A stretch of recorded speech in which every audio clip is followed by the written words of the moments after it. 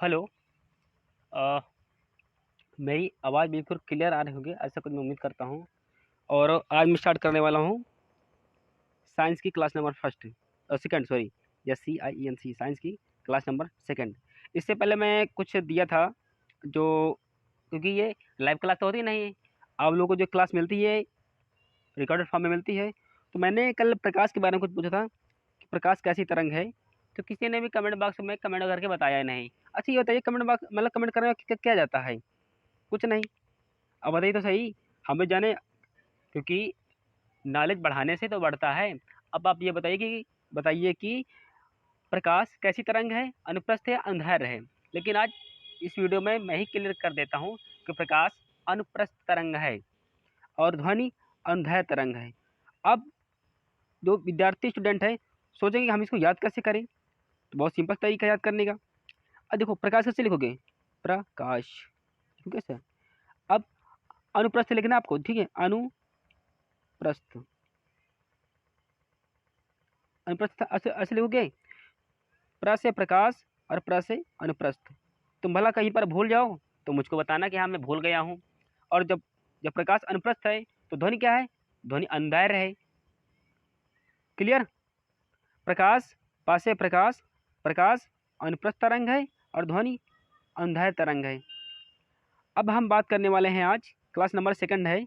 और इससे पहले अगर आप क्लास नंबर फर्स्ट अगर आपने ना देखी हो तो आप उन्हें देख लीजिए, इससे आपको काफ़ी हेल्पफुल होने वाली है। उससे पहले मैं एक बात और क्लियर कर देता हूँ कि मैंने कल अदिश और सदिश राशियों का मैंने बेहतर तरीके से वीडियो में बता दिया है, पहले जो हमारी फर्स्ट क्लास थी। उसके साथ साथ मैंने यही बताने का निर्णय लिया हूँ कि जो सदिश और जो अदिश राशियाँ हैं ना, उनका जो कौन कौन सी सदिश, कौन कौन सी जो अदिश होती हैं, उनका ट्रिक यानी कि तरीका बताने वाला था। तो इससे कुछ समय बाद, 10-15 मिनट 20 मिनट बाद हो या आधे घंटे के आसपास, उसका एक वीडियो अपलोड हो जाएगा इस चैनल पर, तो आप उसको भी देख लीजिए, उससे आपको काफ़ी हेल्प होगी। तो अदिश से एक क्वेश्चन बीपीएससी में अभी आया था, जो मैं पेपर ऑलरेडी वहाँ पर हुआ था बिहार वाले में, अदिश और सदिश राशियों से, ठीक है? एक क्वेश्चन पूछा गया था और काफ़ी लड़कों ने उसमें गलत भी किया था। तो मैं और एक बात ये भी क्लिक कर देता हूँ कि क्लास किन किन विद्यार्थियों के लिए है। तो जो विद्यार्थी 6 से 12 तक के लिए विद्यार्थी वो भी पढ़ सकते हैं, या जो जैसे कि यूपीपी यानी उत्तर प्रदेश पुलिस, जो एसएससी, जीडी, जीडी, जीडी, ठीक है? और यूपी टेट, यूपी टेट और सुपर टेट और सी टेट, और जो ऑल कंप्यूटर जो एग्ज़ाम होते हैं वो सभी में साइंस पूछा जाता है। और वो सभी विद्यार्थियों के लिए इम्पॉर्टेंट है जो सरकारी नौकरियों की तैयारी कर रहे हैं। तो मैं अपनी वीडियो को यहीं से स्टार्ट करता हूँ। अब हम बात करेंगे ध्वनि। ध्वनि मैंने बता दिया पहले ही, अंदर तरंग है। जो ध्वनि, हवा में ध्वनि की चाल कितनी है? 332 मीटर प्रति सेकंड। ये इंपॉर्टेंट आपके लिए, ये काफ़ी ऐसे प्रश्न आपका बन सकता है। अब वहाँ पर आपको देगा 332 किलोमीटर प्रति सेकंड, मतलब आपको उलझाएगा ऑप्शन में बहुत सारा। तो आपको वहाँ पर ऑप्शन में क्या मारना है? मीटर प्रति सेकंड ही आपको मारना है। नेक्स्ट है, फिर इसमें ये फिलहाल तुम्हारे इसका कोई तुम्हारे मतलब की यह है नहीं, ये बल्कि ये तुम्हारे मतलब का ये वाला जो पोर्शन है। कैसे लिखा है? 1 अंश सेल्सियस ताप बढ़ाने पर ध्वनि की चाल कितना बढ़ जाती है? 0.61 गुना बढ़ जाती है। यानी कि जब आप एक अंश सेल्सियस जब ताप बढ़ाएंगे कि तो ध्वनि की जो चाल होगी ना, 0.61 मीटर पर सेकंड बढ़ जाएगी। ये आपसे पूछा जा सकता है, या पूछा कई बहुत सारे एग्जाम में ये पूछा गया है। ओके, अब हम बात करते हैं ये बुलंद ध्वनि यानी कि लाउडनेस। बोला ना उसकी बहुत बुलंद ध्वनि थी, यानी उसकी बहुत बुलंद आवाज़ थी, यानी बहुत वो मतलब अच्छा गा रहा था, स्पीड से अच्छा गा रहा था और अच्छी ध्वनि में गा रहा था, उसे बुलंद आवाज़ ध्वनि बोलेंगे आप, या आप उसे लाउडनेस बोलेंगे। तो लाउडनेस किसके अनुक्रमानुपाती हो? ये एम्पलीट्यूड होता है, ये आयाम के अनुक्रमानुपाती होता है। ये आपके लिए इंपॉर्टेंट है, ध्यान रखेंगे ये वाला, इससे एक प्रश्न आपका बनेगा। अब जो ध्वनि आयाम के अनुक्रमानुपाती होती है, और यहीं पर मैं आपको बहुत सारा ऑप्शन में दे देगा जो आपको उलझा देगा। यहाँ पर आपको आवृत्ति दे देगा वो, कि ध्वनि आवृत्ति के अनुक्रमानुपाती होती है, यानी जो लाउडनेस है या बुलंद ध्वनि है ये आवर्त के अनुक्रमानुपाती होता है, जो कि ये गलत है, लेकिन ये किसका अनुक्रमानुपाती होता है? ये आयाम के अनुक्रमानुपाती होता है। नेक्स्ट, अब जो ध्वनि की गुणवत्ता को हम तारतम्य द्वारा मापते हैं, यानी मापा नहीं कहा जाता है। कैसे? जो ध्वनि की गुणवत्ता है वो तारतम्य कहा जाता है। कैसे? अच्छा, एक शेर की आवाज़ सुनिए और एक कोई एक मैं तीसरा आवाज़ ले लेता हूँ, मच्छर। तो जो मच्छर की जो शेर तो ज़ोर से दहाड़ेगा, लेकिन उसका तारतम्य कम होगा, लेकिन जो मच्छर ची बोलेगा ना उसका तारतम्य ज़्यादा होगा। देखे ना, कभी जब आपके कान में मच्छर चिल्लाता है ना तो कितना उसका तारतम्य होता है। तो ये बुलंद उसकी ध्वनि है, लेकिन जो शेर है उसका एम्पलीट्यूड कम होता है, यानी उसका तारतम्य कम होता है। कैसे? यहाँ पर है मधुर एवं मनोहर ध्वनि। कैसे? ये उच्च तारतम्य वाली ध्वनि होती हैं, जैसे कि मच्छर वाली। कैसे? जैसे महिलाएं मतलब बोलेंगी ना तो बहुत कनकना के, बहुत मतलब कि बहुत तीक्ष्ण आवाज में, बोले कहाँ जा रहे हो, बोलते हैं तेजी से, किसी घर में बोलते होते हैं, बोले कहाँ जा रहे हो, तो बस जितने लड़के होते हैं, ये जो जेंट्स होते हैं, चल के सीधा घर आ जाते हैं। यानी काफी ये तारतम्य वाली आवाज है, ये उच्च तारतम्य वाली आवाज है। ओके, अब लिखा भद्दी या ध्वनि, मतलब भद्दी या भारी ध्वनि, जैसे बोला कहाँ जा रहे हो, मतलब उसकी जो आवाज़ काफ़ी ध्वनि है, जो उसकी ध्वनि है आवाज़ की, वो भद्दी और भारी है। ये निम्न तारतम्य वाली होती है, जैसे कि शेर की जो आवाज़ होती है या मनुष्य की जो आवाज़ होती है, ये निम्न तारतम्य वाली ध्वनि होती है।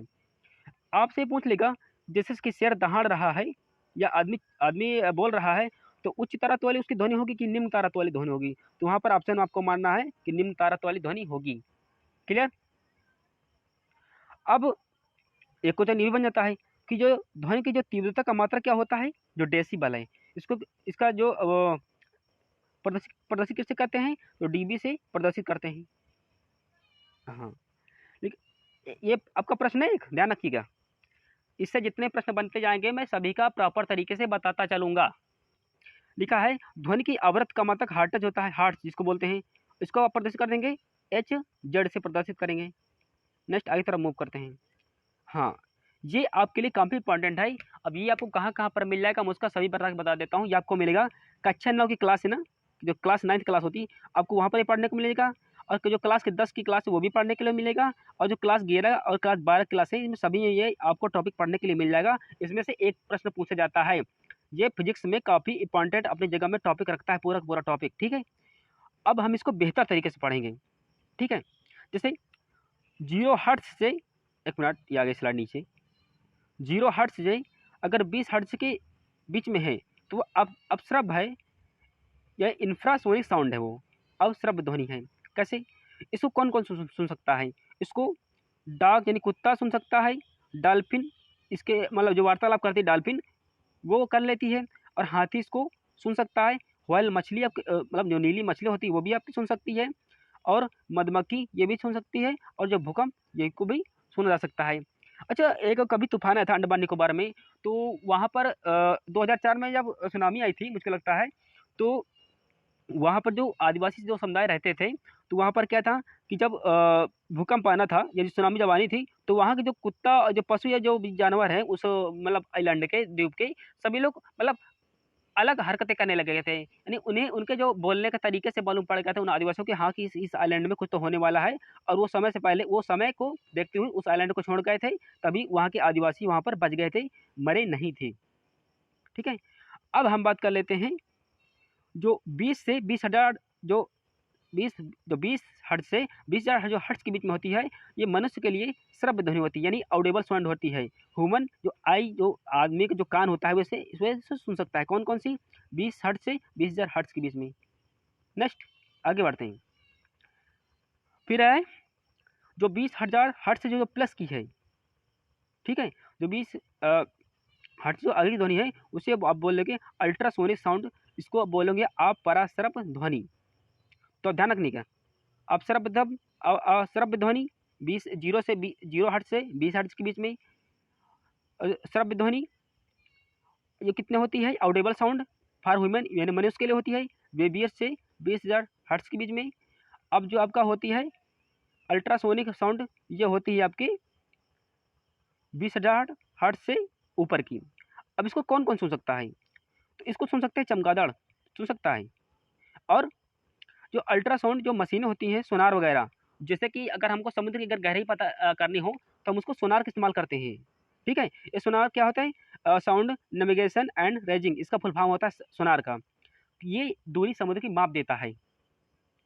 नेक्स्ट, ये काफ़ी आपके लिए इंपॉर्टेंट है, इसलिए टॉपिक को बिल्कुल बेहतर तरीके से पढ़कर जाइएगा और पढ़िएगा। अब हम बात कर लेते हैं जो वॉइस जो बॉक्स होता है, जो आपका जो ध्वनि होती है यानी गला, जिसको कंठ जो उभरा हुआ भाग होता है वही तो कंठ है। तो जो वयस्क जो नर होता है उसमें 20 mm की ध्वनि वहाँ से कंठ से निकलती है। अगर हम महिला की बात कर लेते हैं तो 15 mm की। लेकिन अगर तुम अगर नवजात शिशु की बात करोगे तो 5 mm की उसके गले से ध्वनि निकलेगी कंठ से। ओके, नेक्स्ट आगे तरफ मूव करते हैं। हाँ, अच्छा, इसमें एक अनुनाद है, लिखा है, इंग्लिश वाले अपना इंग्लिश पढ़ लेंगे भाई, बराबर देखिए लिखा है, यदि फौजी की टुकड़ी सेतु के पार से गुजरती है तो परेड को विराम देते हैं।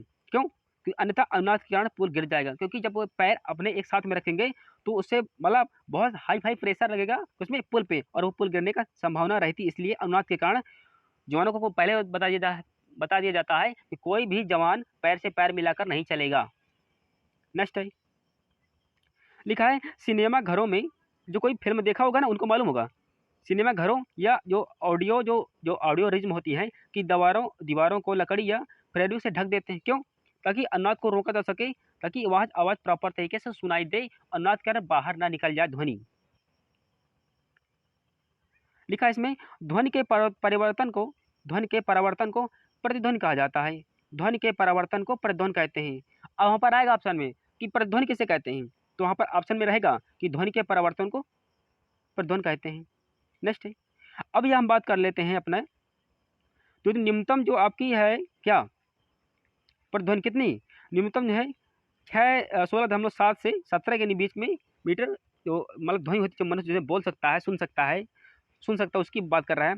तो 16 से 17 के बीच में दूरी की आवश्यकता होती है प्रतिध्वनि को उत्पन्न करने, मतलब जो प्रतिध्वनि उत्पन्न करने की में होती है कितना, 16 से 17 मीटर के बीच की दूरी होनी चाहिए, आवश्यकता होती है। ये न्यूनतम ध्वनि की होती है। कैसे? अब कोई चिल्ला रहा है, कोई सुन तो रहा है। अब एक प्रश्न आ जाता है कि जब आप सुन रहे होते हैं तो आपके माइंड में कितना सेकंड तक उसकी पर धुन रहती है, तो मात्र 1 सेकंड तक रहती है, बाकी उसके बाद में वो धुन हट जाती है आपके माइंड से। ठीक है, तो हम यहाँ पर क्लास को ख़त्म करते हैं, और ये क्लास नंबर 2 है। इससे पहले मैं आपको बता देता हूँ कि अगर आप वीडियो को अगर लास्ट तक में आप बने रहे होंगे तो आपके काफ़ी प्रश्न इससे सॉल्व हो गए होंगे, और मैं ऑलरेडी सब बताता चल रहा हूँ कि कौन प्रश्न कहाँ कितना इंपॉर्टेंट है, कहाँ पर पूछा जा सकता है, इसकी कितनी वैल्यू कहाँ पर कितनी है। तो ठीक है, इस वीडियो को जितना हो सके आप अपने ग्रुप पर शेयर कर सकते हैं, जिससे व्यक्ति हमारे से हमसे जितने जुड़ेंगे हमारे लिए उतना बेहतर होगा। इस वीडियो को चाहे दो लोग पढ़ें, 2 लाख लोग पढ़ें, 10 लाख लोग पढ़ें, बात वही है। ठीक है, हम वीडियो को यहाँ पर खत्म करते हैं। ओके, धन्यवाद।